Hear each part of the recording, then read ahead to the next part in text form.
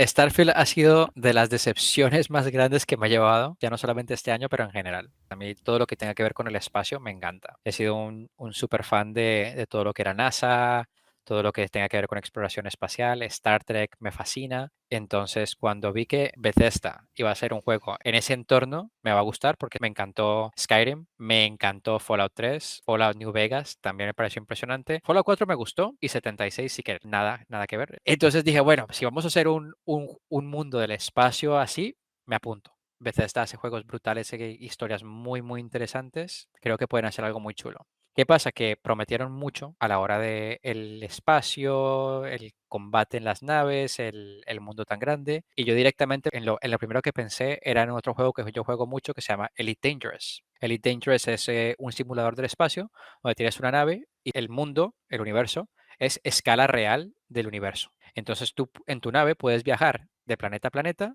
o puedes viajar de sistema solar a sistema solar y cruzar la galaxia. No es un juego donde te puedas bajar de la nave. Estás siempre en tu nave y es un simulador de naves. Pero está muy bien hecho. El combate está muy bien realizado. Hay diferentes modelos de nave que se comportan de diferentes maneras y que sirven para hacer diferentes cosas. Si esto ya era posible hace 9 años, Bethesda con Starfield va a ser eso más la historia, más el mundo que puedes explorar y ya la parte física de los personajes lo van a clavar. Y no lo hicieron. Lo que hizo Bethesda fue un simulador de loading screens, de fast travel. O sea, tú, si quieres despegar de la nave, tienes que caminar a tu nave, entras y hay una pequeña loading screen que puedes elegir si entrar a la nave y caminar a los controles o teletransportarte directamente a los controles de la nave.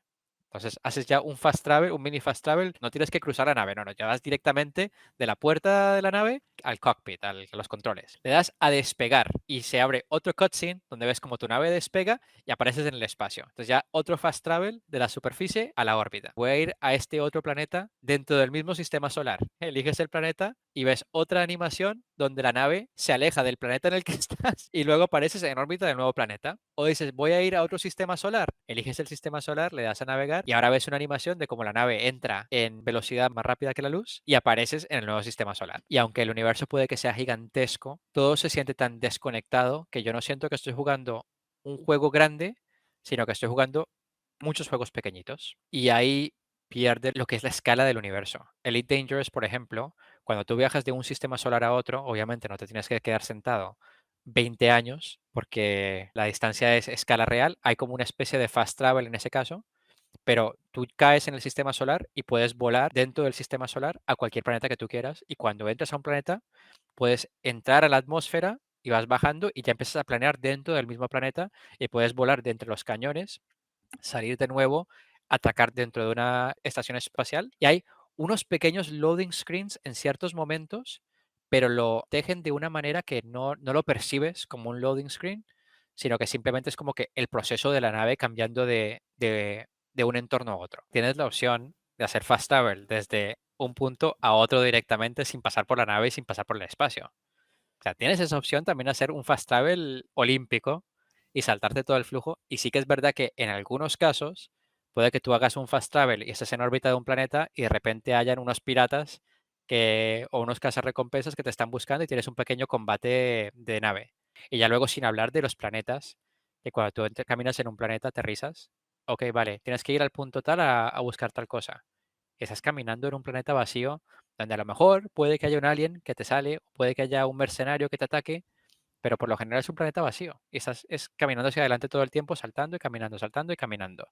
Tienes una barra de oxígeno que si corres se va desgastando y luego cuando ya se desgasta, pues empiezas a perder vida. Pues el minijuego es correr hasta el punto que está a punto de desgastarse, luego caminar para mientras se recarga y luego volver a correr y tal. Y ese se vuelve el minijuego que juegas cuando estás caminando dentro del planeta. No hay, no hay coches, no hay vehículos dentro. Tu nave no puede volar dentro del planeta, o sea, ya una vez aterrizada, o sales del planeta o vuelves a aterrizar. Pero no puedes como que, ok, estoy en la costa, voy a volar hacia el interior. No, tienes que salir, elegir otro punto de aterrizaje y aterrizas en otros lugares. Es una oportunidad desperdiciada, en mi opinión. Yo con Fallout, en particular Fallout, no tanto Skyrim un poco, pero más con Fallout. Yo Fallout 3 y Fallout New Vegas me encantaron. La historia, el universo, el detalle que tenía Fallout fueron juegos que me cautivaron y que me terminé, los jugué de principio a final varias veces y explorando cada centímetro del mapa, metiéndome en todas las habitaciones. O sea, es un juego que en realidad me metí dentro.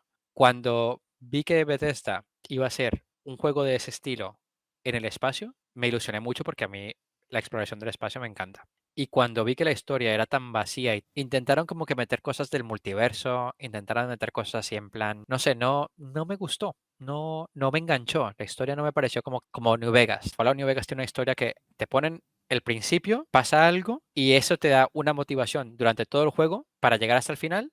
Luego resuelves esa trama, pero queda mucho más por hacer y ya como estás tan involucrado en ese universo, como que te apetece explorarlo y conocer más. Este juego no tuvo eso. Este juego me dio una cosa que pasó al principio, que me empezó como la trayectoria, pero en realidad como que no me importaba. Como que, ok, sí, está pasando esto, que es muy importante para el universo, pero que lo haga otra persona. No, a mí no me llama la atención.